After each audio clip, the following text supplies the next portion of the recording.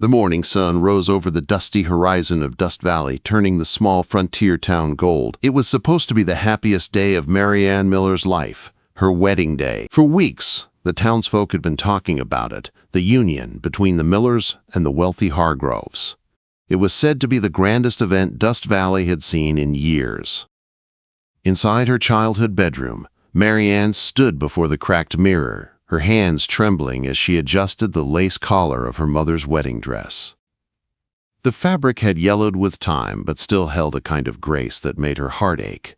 Her mother, Elizabeth Miller, entered quietly, carrying a cup of tea. Her weathered hands, rough from years of farm work, reached out to smooth a strand of Maryanne's chestnut hair. "You look beautiful, dear," she whispered. Maryanne smiled faintly, but her eyes betrayed the unease she felt deep inside. "Thank you, Ma." Elizabeth's smile didn't quite reach her eyes. "Marriage, it's not always easy, but you're strong. Stronger than you think." Quote. Maryanne heard something behind her mother's words, something unspoken but heavy. She wanted to ask, but before she could, her father appeared in the doorway. Samuel Miller was a quiet man, with hands as hard as the land he worked. In them, he held a small wooden box. "This was your grandmother's," he said, opening it to reveal a delicate gold cross. "You should wear it today." He fastened it around her neck. For a moment, Maryanne caught his reflection in the mirror, jaw tight, eyes distant. When he finished, his hands lingered on her shoulders. "Thomas Hargrove's waiting at the chapel," he said. "Half the county's come to see you wed." At the mention of Thomas, a chill ran down her spine. He was handsome, charming, the heir to the biggest ranch in 3 counties. Every woman in town had admired him, and he'd chosen her. She should have felt lucky. Instead, her stomach twisted like she'd swallowed stones. When her parents left, she sat on her bed, the morning light spilling across the quilt her grandmother had sewn. She thought about the man she was about to marry. Thomas had once been gentle, attentive, even tender, but that was before she'd seen the temper behind his smile. Her ribs still throbbed from his last outburst. An accident, he'd called it. He'd said she startled him when she disagreed about the curtains for their new home.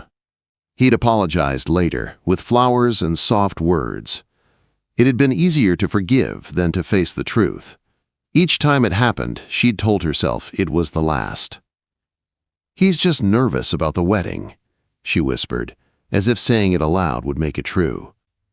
"Things will be different after we're married." Outside, the church bell rang once. 1 hour until the ceremony. Maryanne looked out the window. The town was alive with excitement. Wagons lined Main Street, children ran laughing, and women carried baskets of flowers to decorate the chapel. Everyone was ready for a perfect wedding. Everyone except the bride. Down the street, a stranger rode into town from the east. His coat was dusty, his hat shadowing sharp eyes that had seen too much of the world. Caleb Cross was a drifter, passing through on his way west.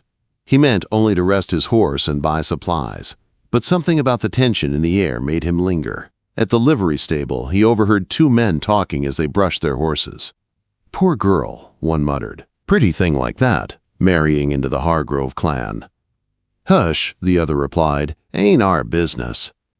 The Hargroves own half this valley." The first man spat into the dirt. "Doesn't make it right. You've seen how that boy treats his stock. Can't imagine he'll treat his wife any better." Caleb said nothing, but his eyes darkened. He'd seen this kind of trouble before. Men who thought power gave them the right to cruelty. Back in her room, Maryanne turned from the window. Her reflection stared back, pale and frightened. "You can do this," she whispered to herself. She adjusted the gold cross at her throat and smoothed her skirts, even as her hands shook. A knock at the door startled her. It was Rachel Morrison, her childhood friend, holding a small bouquet of wildflowers. "I picked these from the meadow," Rachel said softly, "where we used to play as girls." Maryanne smiled faintly, taking them. "They're lovely." Rachel's expression turned serious. "You don't have to go through with this. My brother's wagon is ready. We could leave right now. Say you're sick." Maryanne shook her head. "You know I can't. If I shame the Hargroves, They'll call in the loan on Pa's farm. We'll lose everything." "Your happiness matters too," Rachel said. Maryanne's laugh was bitter. "Not in this world, Rachel. Not for women like us." Her friend's eyes filled with tears. Then she pressed something small into Maryanne's hand, a pearl-handled derringer. "Keep it," Rachel whispered, "just in case." Maryanne stared at it, horrified. "Rachel, promise me." After a moment, Maryanne nodded and hid it in her boot. Outside, the church bell rang again. It was time. When she stepped out into the sunlight, the whole town turned to watch. Her parents waited by the wagon, proud but uneasy. Main Street shimmered in the heat, and at the far end, the small wooden chapel stood ready. She took a deep breath, clutching the bouquet. With every step, she told herself this was her choice, her duty, her fate. She didn't see Caleb Cross leaning on the hitching post across the street, watching her with steady, gray eyes. He touched the brim of his hat in silent respect as she passed, his instincts warning him that something dark waited behind those chapel doors. And he was right. Before the day was over, Dust Valley would remember this wedding, not for its beauty, but for the violence, courage, and justice that would follow. The chapel in Dust Valley had never seen so many people. Every pew was filled, the air heavy with perfume, dust, and the smell of nervous anticipation. Sunlight streamed through the plain windows, throwing long streaks across the wooden floor. The chatter died as the organ began to play. At the altar, Reverend Whitmore stood ready, his voice calm, though his eyes betrayed unease. He had married many couples in his 30 years of service, but something about this one felt wrong. Maybe it was the way Thomas Hargrove's jaw tightened every time someone looked at his bride, or how Maryanne's shoulders trembled beneath the thin lace of her dress. Thomas stood tall, handsome in his black coat and polished boots, but there was something cold about him. His smile was tight, his eyes sharp, like a man who cared more about being seen than about who stood beside him. Behind him sat his family, the powerful Hargroves, faces proud and unyielding. The organ music swelled as the doors opened. Maryanne appeared on her father's arm, her face pale but composed. A hush fell over the crowd. Even the most hardened men couldn't help but admire her quiet grace. Her mother dabbed at her eyes with a handkerchief, whispering a prayer. As she walked down the aisle, Caleb Cross sat quietly in the back pew, hat in hand.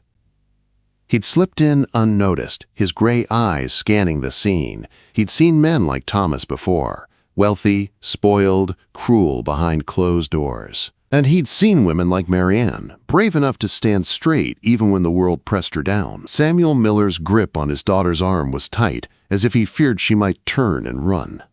He stopped before the altar, his face drawn with worry. When he placed Maryanne's hand into Thomas's, something flickered across his eyes, something like regret. Reverend Whitmore cleared his throat and began. "Dearly beloved, we are gathered here today in the sight of God." His words echoed softly, but few were truly listening. All eyes were on the couple. Thomas's jaw worked as the Reverend spoke. He squeezed Maryanne's hand just a bit too tightly. She winced but said nothing. When the vows came, Thomas's voice was loud, confident, proud. "I will," he said. Then came her turn. "Maryanne Elizabeth Miller, wilt thou have this man to be thy wedded husband?" The silence stretched. Maryanne's lips parted, but no words came. Her eyes darted toward the crowd. Her mother, her friend Rachel, the stranger in the back pew. Thomas's grip tightened until her knuckles turned white. "I will," she finally whispered. The Reverend nodded, visibly relieved. He reached for the gold ring and held it up for the blessing. When Thomas took the ring, his movements were sharp and impatient. Maryanne's fingers trembled so badly that the small bouquet slipped from her hands. The flowers scattered across the altar steps, white petals floating down like snow. A low murmur rippled through the crowd. Thomas's face darkened. "Clumsy," he hissed under his breath, loud enough for several people to hear. Maryanne dropped to her knees to gather the flowers, her face burning with shame. No one moved to help her. Not her father, not the minister, not the crowd that had come to celebrate, except one man. Caleb Cross rose from his seat, His boots echoed softly as he walked down the aisle. The silence was so complete that even the organ stopped. He knelt beside her, helping her pick up the scattered petals with steady, gentle hands. "Steady now, miss," he said quietly, his voice calm and respectful. "No harm done." Quote. Their eyes met for the first time up close, hers wide with confusion and fear, his filled with something she hadn't seen in a long time, kindness. He helped her to her feet, then tipped his hat toward the Reverend. "Beg pardon, sir," didn't mean to interrupt. He turned and walked back to his seat, his movements slow and deliberate. But the moment he sat down, every person in that chapel could feel the air change. Thomas's face was red with anger. "Who the hell is that?" he muttered. Reverend Whitmore tried to continue, his voice shaking slightly. "The ring, please." Maryanne extended her hand again. Thomas's fingers dug into hers as he forced the ring onto her trembling finger. Then, as she turned to face him, the small gold band slipped and fell with a faint metallic clink. The ring rolled across the floor, coming to rest against the altar rail. Everyone saw it. Everyone heard it. Thomas's expression twisted into fury. In one swift motion, his hand shot out and struck her across the face. The sound cracked through the chapel like a gunshot. Gasps erupted. Women cried out. Children hid their faces. Maryanne stumbled backward, blood rising from a cut on her lip where his ring had torn her skin. "You worthless fool!" Thomas shouted. "You humiliate me in front of everyone!" No one moved. The Hargrove name carried too much power. His father, William, stood in the front pew, not to stop him, but to block anyone who might dare to interfere. Maryanne's father took a step forward, but Thomas's glare stopped him cold. "Stay where you are, old man," Thomas barked. "You should have taught your daughter respect." Reverend Whitmore tried to speak, his voice trembling. "Mr. Hargrove, please. This is God's house." "Shut your mouth, preacher," Thomas snapped, and still no one dared move. Then came the sharp, unmistakable sound of a revolver's hammer being pulled back. The noise cut through the room like thunder. Every head turned toward the back. Caleb Cross stood in the aisle, his Colt leveled steady at Thomas Hargrove's chest. "That's enough," he said, his voice low but carrying. "Step away from the lady." Thomas spun, red-faced and furious. "How dare you? Do you know who I am?" Caleb's tone was calm as ice. "I know exactly what you are. I've seen your kind before. Now move back." William Hargrove rose, his face purple. "You'll hang for this, drifter!" "Maybe," Caleb replied evenly. "But your boy will be in the ground long before that happens." The stranger moved slowly forward, his gun never wavering. He stopped just in front of the altar, between Thomas and Maryanne. "Step back," he said again. Thomas's hand twitched toward his vest, where he kept a small pistol, but Caleb's eyes narrowed. "Don't," he warned. "You're not fast enough." For a long moment, no one breathed. Then Thomas sneered. "You don't understand, Drifter. She's my wife." Caleb's voice dropped. "Not yet. And even if she were, no man owns a woman." He turned slightly toward Maryanne. "You all right, miss?" She nodded weakly, blood on her lip, her bouquet forgotten at her feet. From the pews, someone began to weep softly. Thomas tried to bluster, his voice cracking. "You'll regret this. Every man in this room will regret it." Quote. Caleb's expression didn't change. "Maybe, but not today." Then he looked at the crowd. "You all saw it. You saw him strike her. You saw what kind of man he is. And if you all stay quiet after this, then you're part of it." His words fell heavy, breaking the spell that had held the town frozen for too long. Rachel Morrison finally stood up, tears in her eyes. "He's right," she shouted.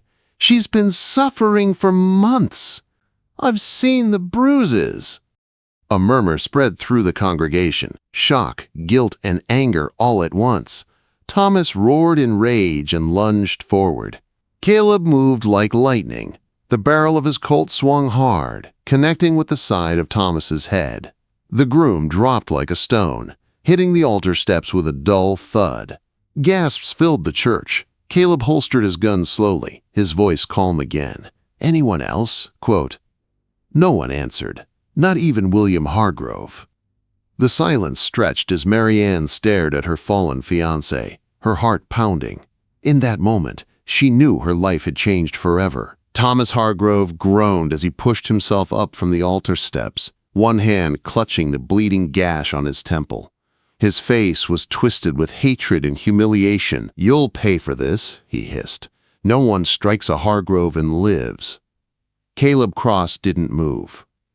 He stood steady between Thomas and Maryanne, his hand resting near his holstered gun, his gray eyes cold. You've done enough harm for one day, he said evenly. Leave the lady be. William Hargrove rose from the front pew, his heavy frame blocking the aisle. You think you can humiliate my family and walk away?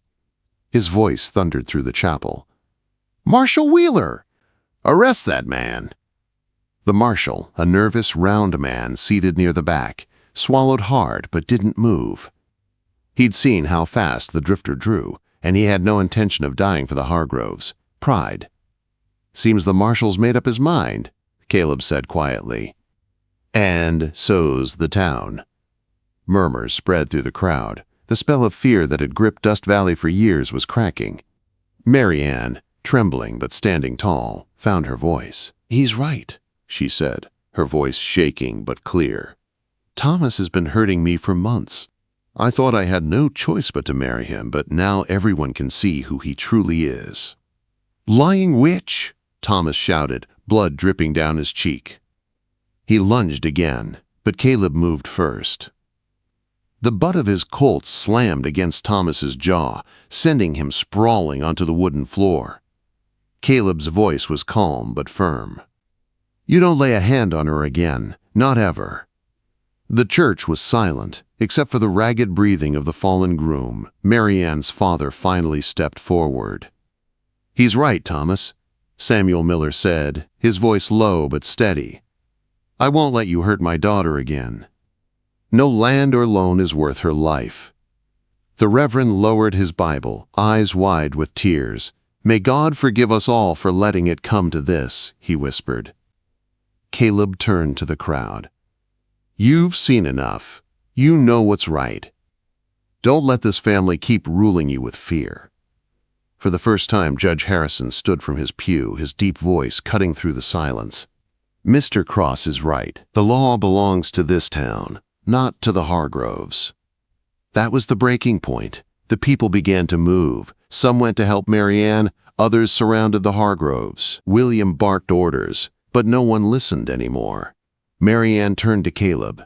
Thank you, she whispered, her voice thick with emotion. You saved my life. He tipped his hat slightly. Just did what any decent man should have done.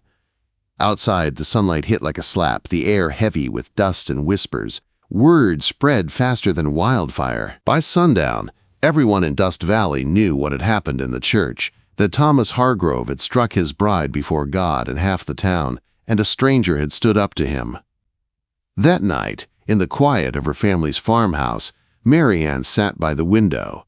Her mother tended her cut lip while her father paced the floor. We'll have trouble from the Hargroves, he said. They won't forget this. Maryanne looked out at the dark horizon. I'm not afraid anymore. A knock sounded at the door. Samuel opened it to find Caleb Cross standing there, hat in hand. Didn't mean to intrude, he said. Just came to see if the lady was all right. Elizabeth smiled softly. You did more than anyone else dared to today, Mr. Cross. Just did what needed doing, ma'am. He turned to leave, but Maryanne stood quickly. Wait. She stepped closer, her voice quiet but steady. You could have kept riding. Why didn't you? Caleb studied her for a moment. My mother used to say a man's worth is measured by what he's willing to stand up for.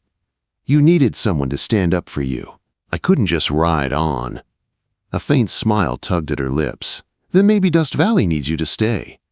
He hesitated. I've been drifting a long time, miss. Never stayed anywhere long enough to plant roots. Maybe it's time you did, she said. The sound of hooves interrupted them. Outside, horses galloped through the night. Shouts echoed down the road. Angry voices calling Caleb's name. The Hargroves, hired men, had come for revenge. Caleb's hand went to his gun. "Get inside," he said calmly. "Bolt the doors." Samuel grabbed his rifle. "You won't face them alone." Quote. Within moments, the men appeared on the road. 5 riders, rifles glinting in the moonlight. "Come out, drifter!" one of them shouted. "Mr. Hargrove wants your head." Caleb stepped out onto the porch, the shadows cloaking him. "You tell Mr. Hargrove he's had enough blood for one day," he called. The men laughed. "We'll tell him after you're dead." Gunfire split the night. Bullets tore through the fence posts. Caleb dove behind the trough, firing back with precision born of years on the trail. 2 riders fell before the others even reloaded. Samuel's rifle cracked from the porch, sending another man tumbling. When the smoke cleared, the survivors turned tail, galloping back toward the Hargrove ranch. Caleb reloaded slowly, his face calm. Maryanne stepped outside, her heart pounding. "Are you hurt?" He shook his head. "Not tonight." Samuel lowered his rifle. "They'll come again." "Maybe," Caleb said, "but next time they won't find Dust Valley the same. Folks are awake now. Fear won't rule them anymore." The next morning, the town gathered in front of the courthouse. Judge Harrison stood on the steps, with Marshal Wheeler beside him, his badge gleaming new in the sun. "By order of this court," the judge declared, "the Hargroves are hereby stripped of their authority. Their debts, their threats, their hold on this town. It ends today." A cheer rose from the crowd, the sound echoing down Main Street. William and Thomas Hargrove, their power broken, fled town that very afternoon. Their mansion stood empty, the symbol of their greed now crumbling in silence. As the dust settled, life in Dust Valley began to heal. The people worked together, rebuilding what fear had destroyed. That evening, as the sun sank low over the plains, Caleb Cross stood on the edge of town, horse-saddled, ready to leave. Maryanne found him there, the wind tugging gently at her hair. "You're leaving," she said softly. He nodded. "Never been much good at staying put." She stepped closer. "You gave this town its courage back. You gave me mine."